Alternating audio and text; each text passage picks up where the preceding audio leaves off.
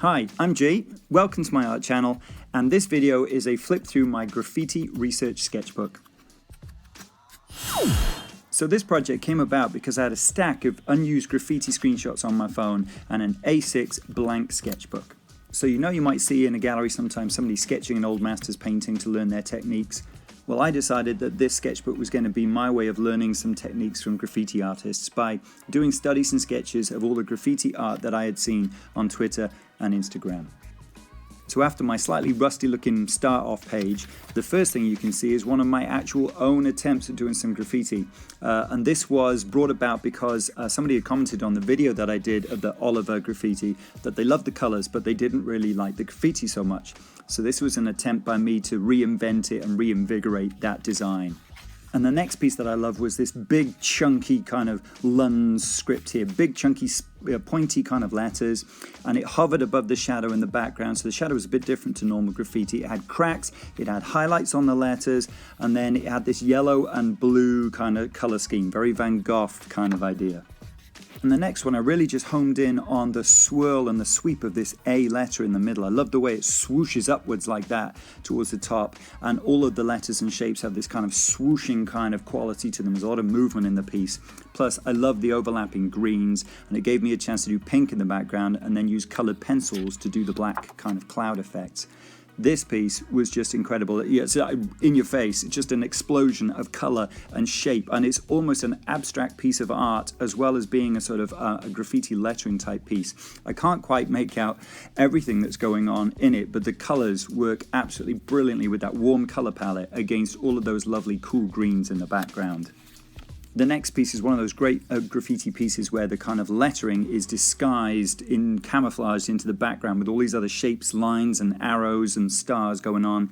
And this piece was done using markers. I just streaked the markers from dark to light, from the top working down towards the bottom, and then put the shadows over the top of that. And it worked brilliantly to sort of give it this effect of sort of being darker to lighter at the bottom. I just wished I'd used slightly brighter orange colors when I was doing those colors towards the top before we get to the bottom. And the next piece is an amazing, crazy piece of layering up colors. This one was all sort of light green to start with, and then I had to layer up successive layers of darker greens, keep going, until the very last thing that I ended up working into the piece was the sort of white highlights and the white lines, as you can see me sort of pointing out there, the little white bubbles, and all of that. So it was a real marker piece of layering from light to dark, like I'd worked with watercolors. And it was the color scheme and also the 3D nature of what I was seeing that drew me to this next piece of work. It's just this absolute collision of all these crazy sort of like almost like Escher gravity and perspective defying kind of shapes, no black outlines, everything is done with just the color, the greens against the blues, and it's just this explosion of shapes in the center. And then you've got all of these lovely greens from sort of a citrus green to a dark forest green against that midnight blue in the background. It was the strong diagonals that drew me to this next piece. It's almost like everything's exploding diagonally outwards from the center. I like the thick uniformity of the letters and also the blue bits in the shadows. And I love the little dotted bits, the spray can aerosol sprays that I could see that I could have a go at doing. And then also the last thing is the coloring looks like Neapolitan ice cream, vanilla, strawberry, and then chocolate at the bottom. And again, in this one, it was the uniformity of the lettering that sort of drew my attention. Lovely letter shapes.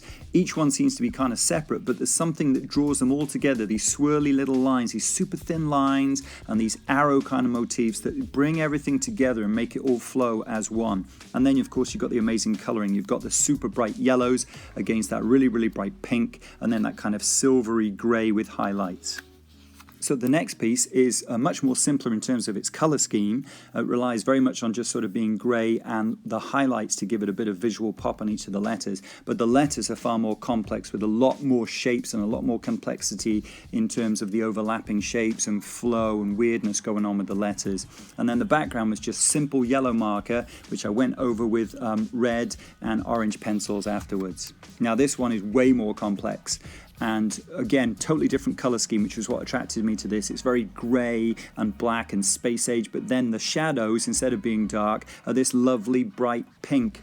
So it's kind of reversed the way that sometimes you see graffiti where the shadows are really dark and the letters are really bright. It's kind of reversed that. Plus you've got all of these different shapes, like little sort of wedge shapes and bubble shapes and crack shapes all over the letters, was what drew me towards doing this one.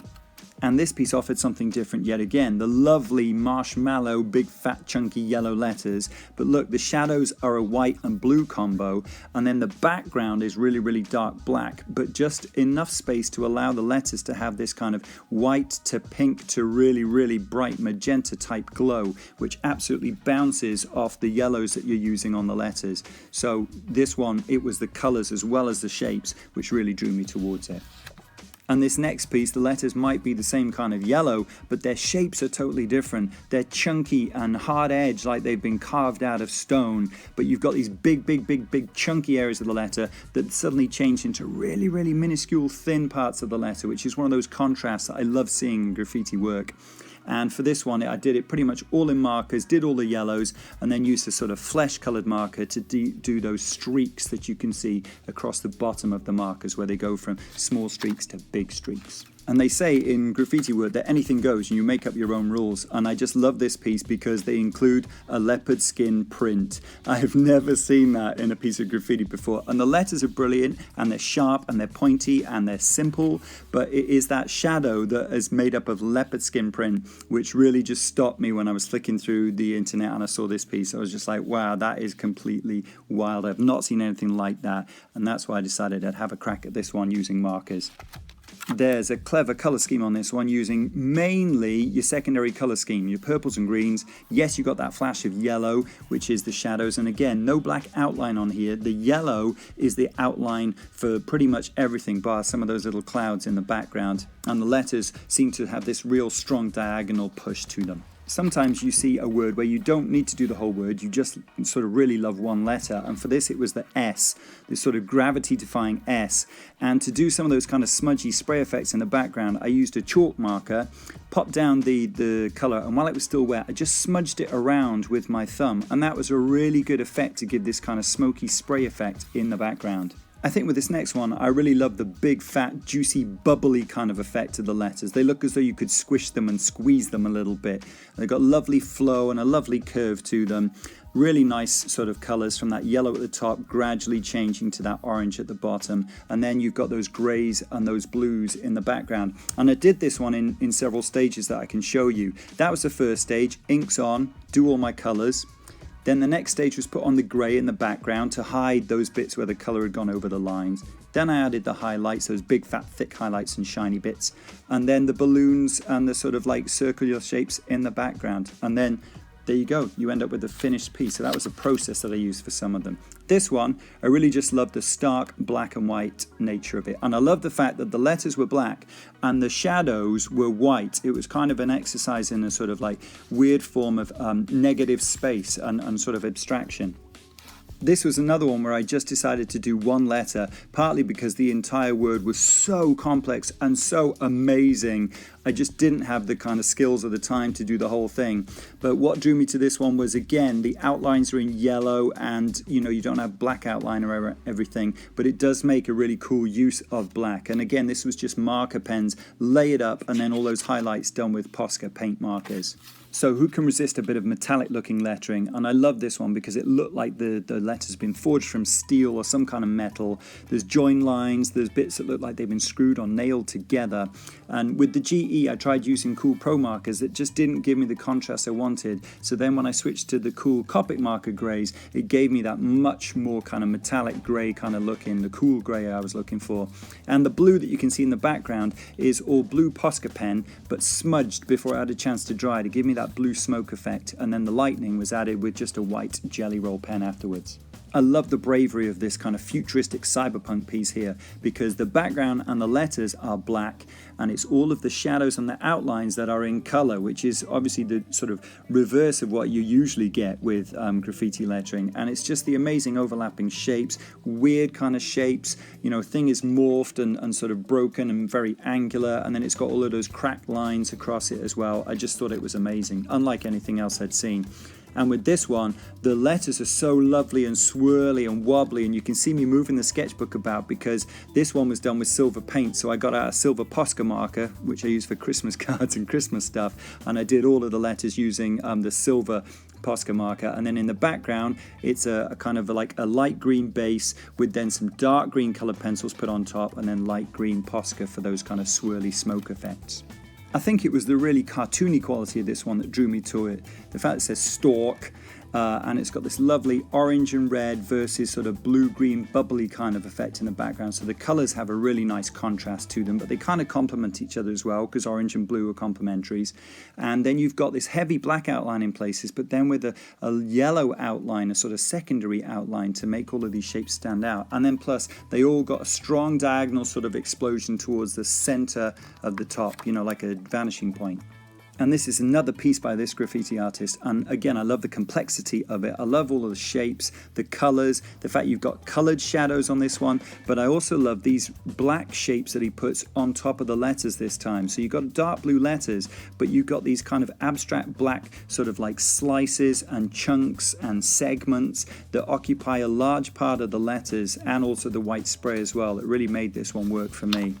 This one, I just love the colors. Who can deny that sort of, whoa, in your face, yellowy greens, and then the pink in the background. And again, this one was done with a similar layered technique to before. I layered the sort of light green at the top down to the dark green at the bottom, and then managed to cover over all of the streaks in the background by using, again, a pink paint marker, as you can see, it's coming off on my finger, to go over the background, and then adding some of those other shapes with markers on top afterwards. Just love this one. What I loved about this one was the busy expressiveness of the piece. It really fizzes with a lot of energy, because a lot of graffiti work has got very crisp and very smooth kind of shapes and letters in it. This one was a bit more rough and ready, you know, not all of the lines are proper polished and finished, and it's just so busy with all this kind of stuff exploding from the center with those splatters and those droplets. I just absolutely loved the energy, and also the colors to this one. That strong pink and green combo looked amazing. And from a riot of colour, we go to this piece, which is really coded, really camouflaged and difficult to make out the letters, but with this kind of weird space age feel with those pods in the background. And they're just a simple blue over the entire thing, with maybe just a few little strips and lines of, black pen done after I'd put down the light blue marker. It's just a very kind of reserved kind of piece in terms of colour, but not in terms of shape. This one, on the other hand, is totally, it's like a candy shop. It's so pop. It's got these lovely, big, fat, friendly looking letters, and then it's got gorgeous orange, red, bubblegum pink kind of shapes on there as well. You've got the drippiness on the top, as though somebody's just dripped that honey over the top of the letters, and then you've got those kind of light red streaks. It even pops in some little blue shadows here as well, so that you can tell that one letter is above the other. This next one just should be in green, because it just looks like it's the kind of lettering that the Hulk would love. It's big, it's chunky, it looks like it's hewn from rocks. And I really enjoyed doing this one, and I just laid down a basic orange, and then went over that orange with red, a succession of sort of orange and red kind of colored pencils, and then even using black to do the shadows with. And if I pop it up closer, you can see, much closer, you can see the black pencil lines that I've done as part of the shadows, and the red pencil lines, and also the shadows in the background, which I've then gone over using like a white POSCA marker, so that you've got a white highlight that cuts through the shadows that the letters are casting. This next one is just a single letter, but it's just got this amazing space age quality. It almost looks like a spaceship in terms of its shape, and I just streaked a whole bunch of colors down in the background like the original, having done the pencils, and then I went over my pencils using a succession of black fine liners, and I think maybe a black brush pen as well to get those solid black areas. This one, I love the letters because they were sort of all big and round. You know, there's a lovely round quality to a load of the letters on this one. And add this kind of soft green to very, very light green kind of finish that I also thought was really cool. And I did all of those little smoky effects you can see in the background using a white watercolor pencil, so a very soft watercolor pencil over a brown marker background. You should be able to recognize this guy's style by now. It's another one by this particular artist. And again, I love what he's doing here with the colors. All of the colors change over the course of one particular letter. They can go from purple to pink to gray to yellow to orange to flesh colors. I just thought that was really, really cool against this simple yellow background. Just really stood out for me. Again, this is just a simple single letter. I just love the thick blackness of the letter, the white highlights, and then these blue shadows as well, which using marker, you can use the marker to go over some of those edges and lines to suggest planes to the actual 3D surface. I liked a few things about this one. First of all, I love the colors. I thought the color scheme was amazing. I love the way that the colors were in strips and there was no attempt to kind of blend the colors together as they changed. I thought that was really refreshing. And also it gets an extra sort of layer of 3D because of these white sort of squiggles and little flourishes that he's put across the top of this. It just gives it real extra sense of 3D. This one just made me think of mint choc chips. The shadow is this lovely chocolate brown, but then the lettering itself is just a plain old green, but then with like white dots all over it, you know, broken by the odd little black dot, but also the shapes of these letters, these really spiky, pointy kind of cluster of letters, I thought just looked really, really amazing. Again, you've just got a single letter here. This is an S, and you can trace the basic shape of that S, but then over the top of that, you've got other sort of kind of clunky, almost jigsaw piece kind of arrows and stuff overlapping, and it's just a simple white, black, and red kind of effect. This one I love because, again, it's quite comical. It's got lovely cartoony type shapes, and it's got these lovely kind of letters. Really easy to read, but fun. And then you've got the strips of color, blue, flesh color, and then that lovely bright pink cutting across the bottom, grey background in markers, and then a white POSCA paint pen to go around all of the outlines to really make it pop up from that background, plus a bit of extra grey shadow in the background too. I had to have a go at one of these chrome sort of fluid mercury metal type graffitis that I've seen. They were amazing. And again, I had to do this one by layering up the background from the lightest colors to then a darker brown and then a very dark brown and then a light blue to be on the very, very shiny side. And the background was just filled in with a black brush pen. This one, again, I like the green. I love the white kind of shadow, the way it had been done with pen, so it looked like a strip. I love that circle in the background, plus the arrows made it look a little bit like a compass kind of effect. And then that single letter just in a solid black against all of the others being green. Just made it look different, really made it stand out for me. I really love this one, the pinks and that flash of orange on the N and the way it swirls underneath onto the line. I loved all of that. I love the busyness of it. There's lines, there's cracks, there's splatters, there's spray in the background. There's so much going on with this one with all these lovely pinks. And then there's that swooshing swirl in the background, you know, like it's all flowing from right to left. Just thought that looked terrific. And then the last page is kind of like my, got to find one last piece of super duper graffiti to fill this last page of the sketchbook. And that's it, folks. I love filling up this sketchbook, but let me know what you think in the comments below, or if you found an alternative use for maybe a small sketchbook that you had lying around. Please don't forget to subscribe, like, and share, and hit that notification bell so you don't miss any further videos. Thanks for watching.